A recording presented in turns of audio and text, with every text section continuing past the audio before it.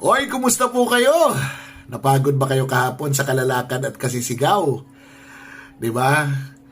Wala po ako doon sa rally dahil may isang salbahing vlogger, no, na nag-hire ng mga starter, no, na maghahanap ng mga DDS sa mga vloggers, lalo na yung mga nakaaway niya, para magkaroon ng senaryo, mag-create ng senaryo na kunyari nagkasigawan, kunyari nagkaasaran, tapos uuwi sa pisikalan.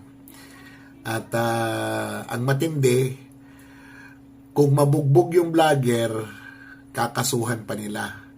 Kasi palapon, yung ginawa ko, hindi ako naglabas ng kahit na anong picture. Hindi ako naglabas ng kahit na anong content na may mukha ko. Kahit anong content na maglalagay kung nasaan yung location ko. Wala. Mapansin nyo kahapon, hanggang kanina, lahat ng content ko ay puro sulat lang. At kung meron man ako mga picture, puro mga grab lang yun. Kumbaga, kinuha ko lang yun sa internet. Diba? Wala akong nilabas na malalaman kung nasaan ako o kung ano man ang ginagawa ko. Yung pinakahuli ko ngang post. At ang pinakamahusay na aktor ay si... Tada! Si Barbie Mandalulo ang winner! Na talaga. Nagulangan kita kahapon.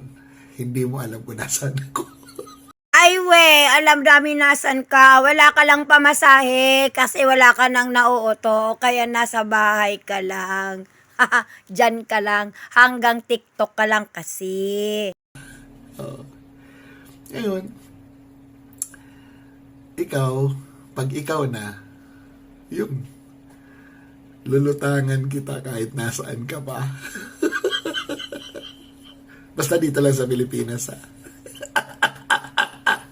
At ops, kung sino man yung gustong makabanding si Mandalulo, i-contact mo lang ako. Madami kaming scheduled hearings. Meron sa Tarlac, meron sa Imus, at meron sa NBI. Ako na bahala sa pamerienda.